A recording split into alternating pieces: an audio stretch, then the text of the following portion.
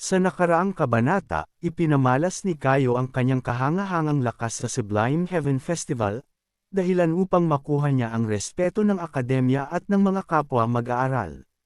Dahil dito, unti-unti na siyang umaangat at papalapit sa kanyang layunin, ang makapasok sa special class at makalapit sa mga taong nagtaksil sa kanya 2 dekada na ang nakalipas. Sa gitna ng papuri at paghanga ng lahat, nagsisimula na ang seremonya ng promosyon, at dito natin ipagpapatuloy ang kwento.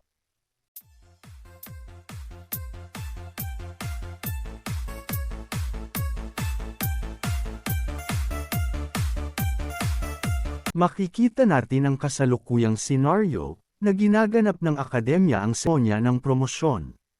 Maraming estudyante ang dumalo para masilayan kung sino-sino ang mga makakasama sa special class para sa terminong ito. Maya-maya pa ay inanunsyo na ang mga na-promote. Ang unang tinawag ay ang bida na si Asai Kyosuke.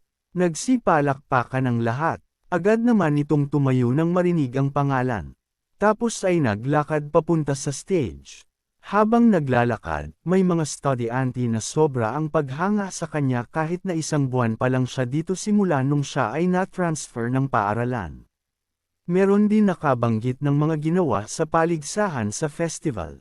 May nagsabi na ito ay sobrang bangis at hindi nila alam kung tao nga ba talaga siya. Narinig naman ni Mateo ang usapan nila, sabi niya sa sarili, "Siyempre master ko yan natural lang sa kanya yan." Sabay tapik sa ilong na sobrang proud sa master. Nang may anunsyo na lahat ng na-promote, sila ay nakatayo at nakatindig. Makikita natin na si Kayo lang ang naiba dahil hindi siya nakasuot ng uniforme.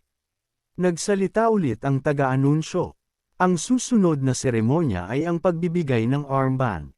Sa kaganapang ito, meron tayong inimbita na espesyal na panauhin. Napaisip si Kayo at naglisik ang mga mata. Panauhin, sino naman kaya iyon? Siya ay kinutuban at parang may hinala na kung sino ito. Salubungin natin siya ng maligayang pagdalo, wika ng taga-anunsyo. Siya ay si Lord Ingolf. Ang stage ay sa inyo na. Matapang na naglakad si Ingolf sa stage habang nakatingin kay Kyosuke, hindi maalis ang mga mata nito sa kanya. Nagulat si Kyosuke, "Ano? Seryoso?" Kapaniwala na tama nga ang hinala niya. Habang si Ingolf naman ay kinukuha ang isang carton na may armband. Nag-iba ang mood ni Kyosuke na nagagalit pero hindi niya ito pinapahalata. "Ingolf, talagang pumunta ka pa dito sa akademya. Ano na naman ang pinaplano mo?" Sabi niya sa sarili habang nakatitig kay Ingolf. Napangiti si Ingolf habang naglalakad papunta kay Kyosuke sabay sabi niya, "Hey, medyo naaliw mo ako bata ka doon sa kaganapan noong nakaraang Sublime Heaven Festival." Sumagot naman si Kyosuke, "Ikinagagalak ko," sabi niya na may respeto. Iniabot na ni Ingolf ang armband at kinuha niya naman ito. Nang hindi inaasahan biglang bumulong si Ingolf sa kanya. "Asai Kyosuke, pumunta ka sa lugar ko mamayang gabi." Nagulat naman ito sa narinig na parabang na frozen sa pangyayari. Nagtataka naman si Mateo na nakaupo sa malayo habang nakatingin sa kanila. Ano ang nangyayari doon? Ano kaya ang sinasabi niya sa kanya? Nang matapos na ang seremonya ng pagbibigay ng armband, humarap si Ingolf sa madlang people at kumaway sa kanila. Naghiyawan at nagsipalakpakan naman ang mga estudyante. Nang paalis na si Ingolf sa stage, patuloy ang titig ni Kyosuke sa kanya na nanlilisik ang mga mata at puno ng galit. Hindi niya maiwasan may upi ang hawak sa sobrang gigil. Napapaisip siya tungkol sa pag-imbita sa kanya mamayang gabi. "Ingolf, ano ang pinaplano mo?" sabi niya sa sarili. Mabilis dumaan ang oras, at ngayon ay gabi na. Nandito tayo sa isang building. Sa loob nito naghihintay ang isang tagubilin. Marespetong siyang yumuko bilang paggalang at nagtanong. "Ang pangalan niyo po ba ay Asai Kyosuke? Inaasahan po namin ang inyong pagdating." Si Kyosuke naman ay naglalakad papasok at napapaisip kung tungkol saan ang gusto ni Ingolf pag-usapan. Napaisip din siya kung nalaman na ba ni Ingolf ang tunay niyang pagkatao na siya talaga ay si Misato Kyoichiro. Napamura ito, Ukinang, gusto ko pa sana ng maraming oras para makapaghanda. Pero kung alam na niya ang tungkol sa akin ay wala na akong iba pang pagpipilian. Lugar ay may isang tagubilin na nakatayo sa harap ng pinto at nagbabantay. Binuksan nito ang pintuan at pinaunlakan siyang pumasok. Sa kioske naman ay patuloy ang pag-iisip. Sa lugar na ito, sa oras din na ito, pwede maging kalabasan nito ay isang labanan. Umalis na ang tagubilin, at naiwan sa silid si Kyosuke at Ingolf sa loob habang nakasara ang pinto. Nararamdaman ng tensyon sa anumang mangyari.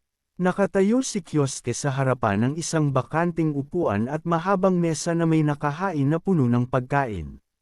Sa dulo nito nakaupo si Ingolf na nakaharap sa kanya. Dumating ka, sabi ni Ingolf na may hawak na kutsilyo at tinidor habang hinihiwa niya ang isang karne. Sarap naman, nagutom tuloy ako habang nag-e-edit.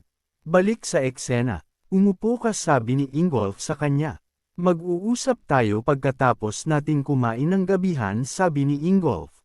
Si Kyosuke naman ay pinaunlakan ng imbitasyon niya at inayos ang upuan para umupo.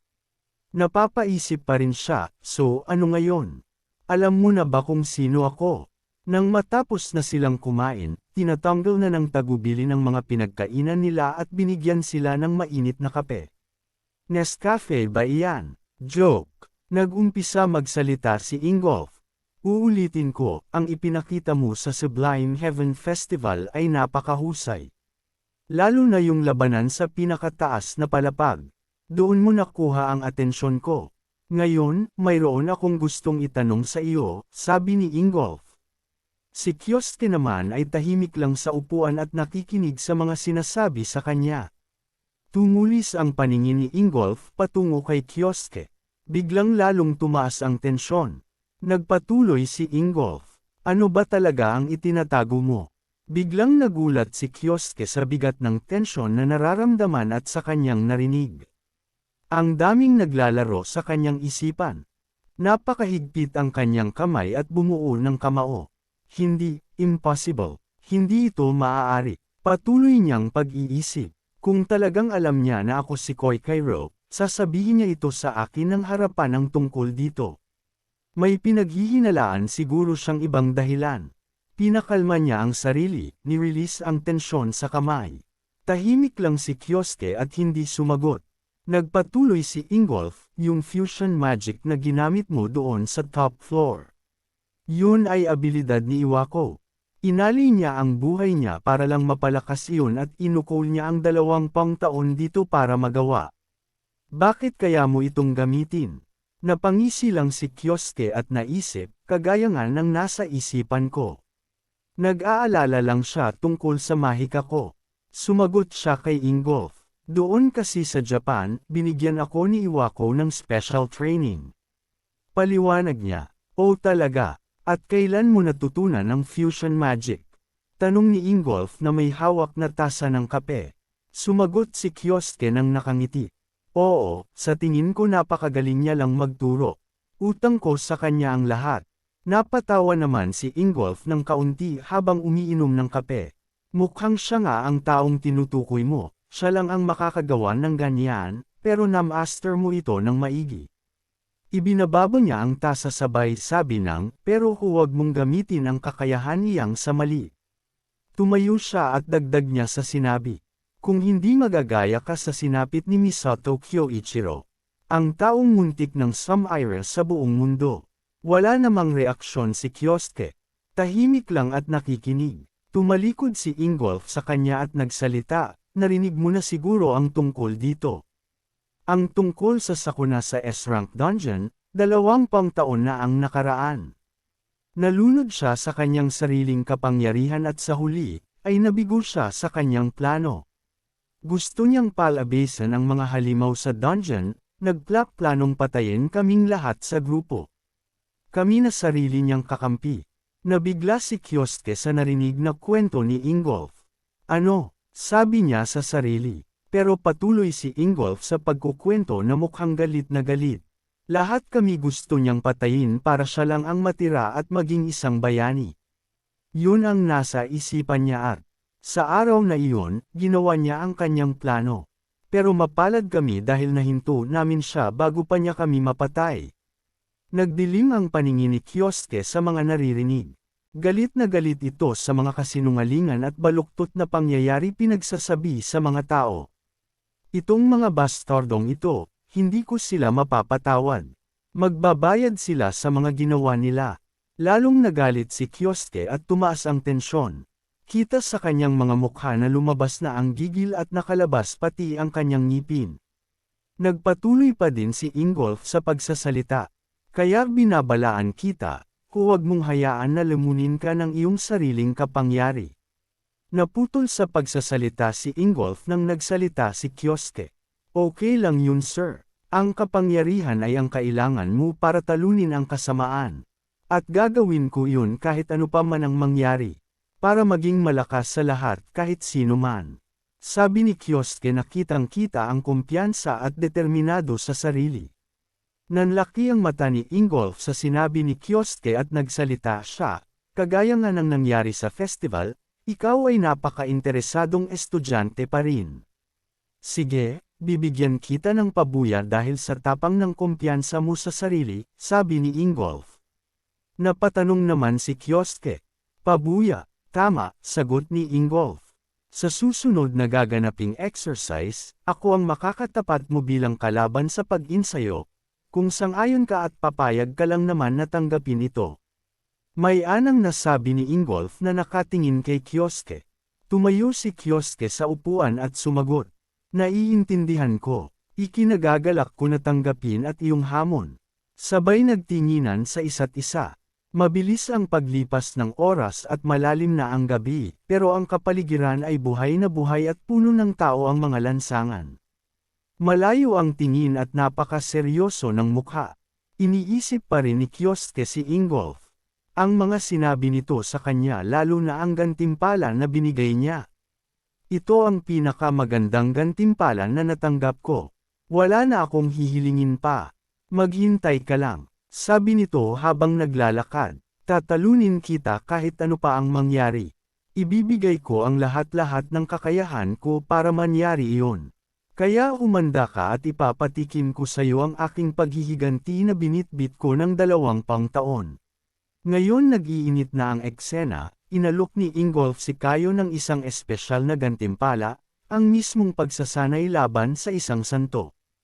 Tanggap ba ni Kayo ang hamon? Maaari bang ito ang unang hakbang papalapit sa mga taong nagtaksil sa kanya 2 dekada na ang nakalipas? Abangan ang susunod na kabanata, kung saan sisimulan ang pagsasanay, lilito ang tunay na intensyon ni Ingolf, at unti-unti ring mabubunyag ang mga lihim na magpapabago sa takbo ng paghihiganti ni Kayo. Kung natuwa ka sa recap na ito, i-like at mag-subscribe para hindi mo mamiss ang kabanata 25. Handa ka na ba? Dahil ang laro, ngayon pa lang nagsisimula.